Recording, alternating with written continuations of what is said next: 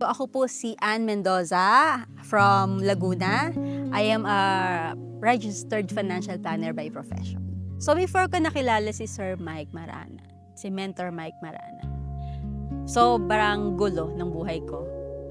I've been to depression and anxiety. So malaki ang naitulong sa akin nung nakilala ko siya. For me, maganda at mahalagang magkaroon ng mentor para magkaroon ka ng direction. Meron kang sinusundan. But of course, magkakaroon ka ng sarili mong path kung saan talaga yung niloob ng Diyos na purpose para sa'yo. Si Sir Mike Maranan talaga po ang nagpurso talaga na mapasama ako dito. Kasi siguro nakitaan niya ako na kailangan ko talaga mag-reset.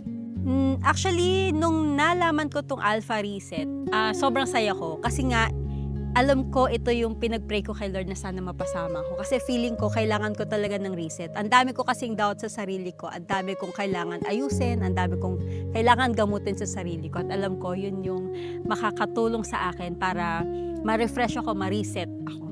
Actually ngayon, sobrang gaan ang pakiramdam ko na feeling ko from doon sa mga negative na nangyari in my past.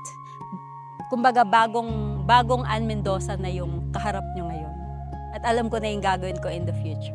I've learned na akala ko hindi ko pa napapatawad ng sarili ko. I've learned na kasi before akala ko napatawad ko na lahat ng mga tao na nakasakit sa akin. Especially sarili ko. Feeling ko napatawad ko na. Pero ang dami ko pa palang mga obstacles. Ang dami ko pa palang mga bigat na dala-dala hanggang ngayon. Kaya pala sabi ko parang hindi ako maka-move forward sa mga gusto ko mangyari. Or kung ano man yung purpose ni Lord sa akin, hindi ko pa nakikita. Kasi parang ang bigat-bigat, ang dami ko pa palang dala sa sarili ko. Nung nag-start ako dito sa Alpha Reset, naramdaman ko na ito talaga yung pinagdasal ko sa Kanya. Na magiging magaan yung pakiramdam ko, malalaman ko kung ano talaga yung gusto niya para sa akin. At nalaman ko nga kung ano ba talaga yung purpose kung bakit nandito ako sa mundong ito. Binigyan niya ako ng sagot. At ngayon, sobrang clear na yung mind ko. Kumbaga, aalisin niya lahat ng mga negative na nangyari sa'yo in the past. Tutulungan kanyang gumaan at ma-renew para at least in the looking forward, you know kung ano na yung mga gagawin mo.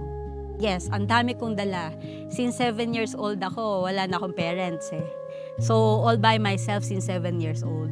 And siguro yung sa iba, ang akala nila is, bakit ganon? Diba sana nagrebelde ka or naging negative ka sa buhay? Kasi 7 years old, sino nag-guide sa'yo? Pero ang nag-guide sa akin talaga si Lord. Kasi hindi aksidente na yung bahay namin katapat ng simbahan at nag-guide talaga ako. During that time, habang nag-aaral ako, nagtatrabaho na ako hanggang makapag-graduate na ako. Pero sabi nga nila, if si Lord ay nasa buhay mo, magaan yan kahit sa tingin ng ibang tao napakabigat. Akala ko pinadala ko kay Lord lahat during that time. Yung pala, before ako I started the reset, may mga mabigat pala akong dala pa rin. Kaya hindi ako maka-move forward kung ano ba talaga yung gusto ni Lord para sa akin. Kasi nga, may mga baggage pa pala ako. For example, kayo, feeling ninyo okay ka na, feeling mo magaan ka na, napatawad mo na yung sarili mo, napatawad mo na lahat ng mga nanakit sa'yo, lahat ng experiences mo, alam mo na matibay ka na. Pero hindi ka maka-move forward or hindi ka mag-succeed, so saan mo gustong pumunta or hindi mo alam yung purpose mo, I may suggest umattend ka sa Alpha Reset. Kasi nandito ang sagot. Sasagutin ka ng Panginoon. Mararamdaman mo talaga ang presensya ng Panginoon dito. At magiging renewed ka right after the program. Yung bigat ng pag-isa. Kasi nga, 7 years old ako, wala na akong parents. Wala na rin may mga kapatid niya ako pero inilayo sa akin. So yung pakiramdam na mag-isa ka at kailangan mong kayanin ng buhay dahil mag-isa ka. Pero marami kang pangarap, kaya kailangan mo pag-aralin sarili mo. Pero tinulungan naman ako nung nagpalaki sa akin. Kailangan mo magpalaki yung sarili mo, magpaaral yung sarili mo kasi may mga pangarap ako. Ang hirap nung abutin yung pangarap nang walang nag-cheer sa'yo. Now, abutin yung mga pangarap mo na mag-isa ka lang. Cheer mo yung sarili mo. So yun ang parang naging reason ko siguro kaya bumigat yung pakiramdam ko. Pero malaki ang naitulong sa akin ng mga taong nakakausap ko, ng church. Kasi nga, yung na-experience ko ay na iniisip ko ngayon na challenge yun sa akin ng Panginoon dahil may bigger plan siya para sa akin. At yung bigger plan niya is ni-reveal niya sa akin dito sa programa ng Alpha Reset. Well, I am inviting you all to attend this Alpha Reset program dito sa Taal Maranan, Farmville. You will renew.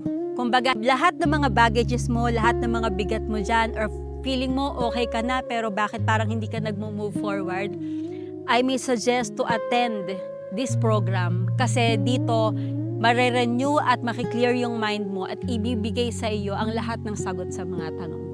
Well, maraming salamat po, Brother Mike Maranan, Kuya Mike, Mentor Mike Maranan sa pag-i-invite po sa akin dito sa programang ito. Isang malaking opportunity, isang malaking pagbabago ang binigay sa akin ng programang ito through you dahil ginawa kang instrumento ng Panginoon para matulungan po ako. Maraming salamat. Once again, I'm Ann Mendoza, proud to be part of Alpha Reset Batch 2.